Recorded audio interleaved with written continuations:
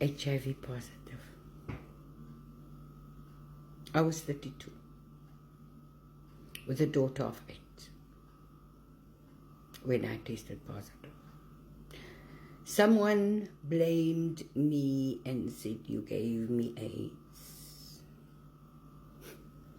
You see, 4 years prior to me testing for HIV, I walked out of an abused marriage. I came back to Cape Town from Postmasburg with a 4-year-old daughter and a lousy 50 rand.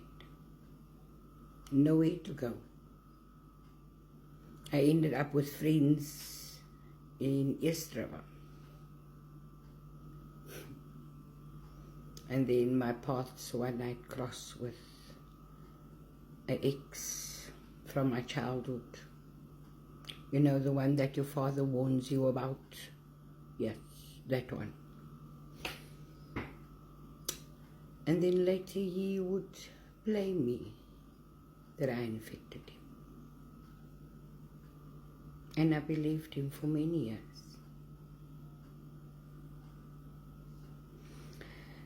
But coming back to that day, there I was.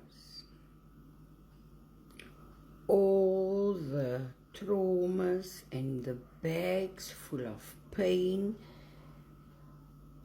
all the woundedness, all the hurts, all the brokenness. This was what my bags looked like when I was diagnosed with HIV.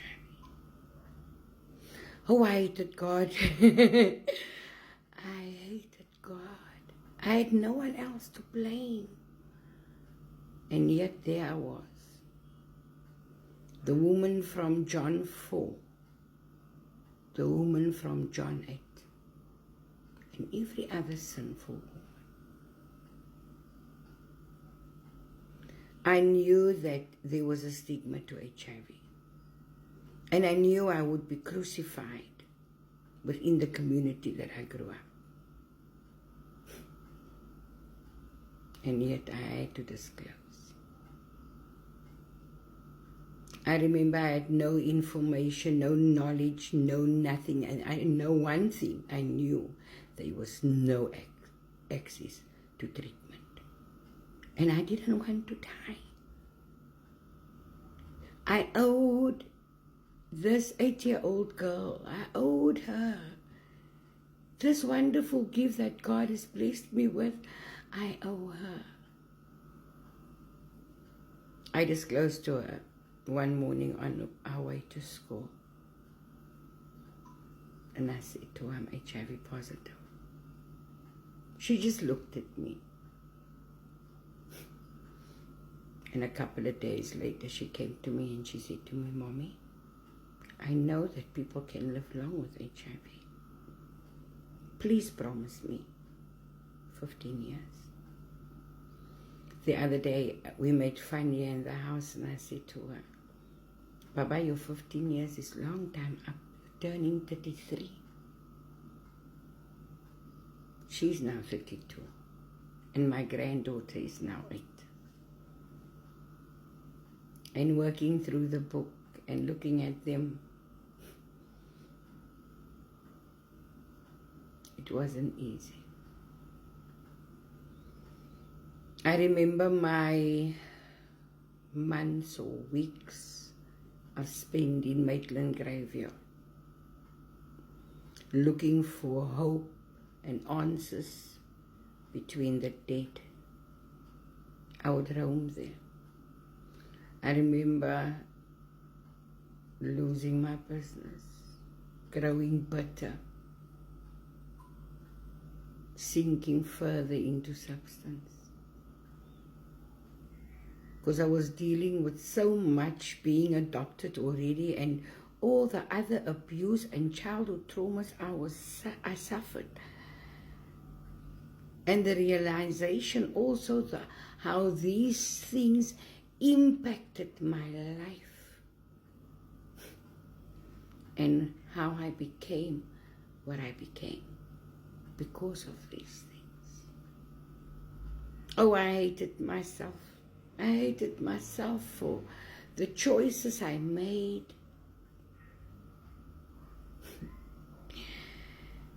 But yes, there I was. 2001, I hit rock bottom. I was dying. I was pitch black. I had TB, 47 kilograms, stage 3 of HIV, no ARVs in sight.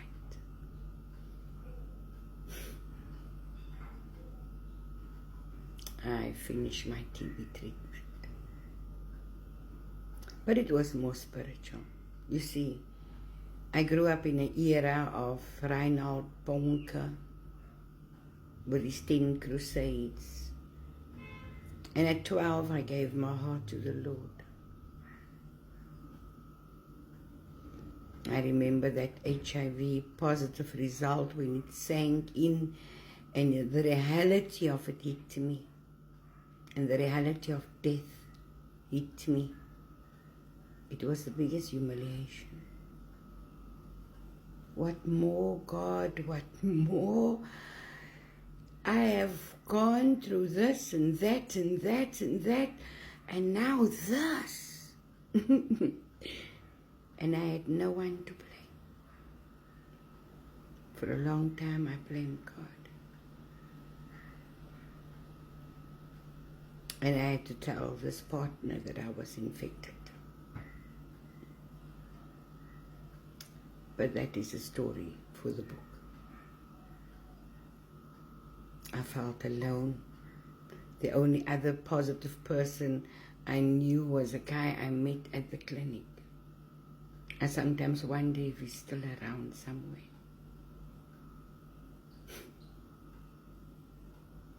Due to confidentiality, I will not say his name.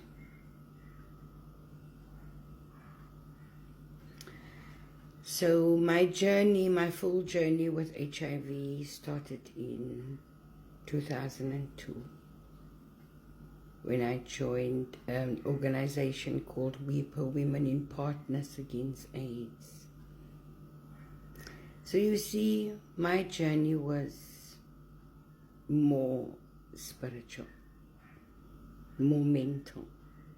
You remember in the beginning, for those that's been following me for very long, you remember I used to say that HIV saved my life in so many ways.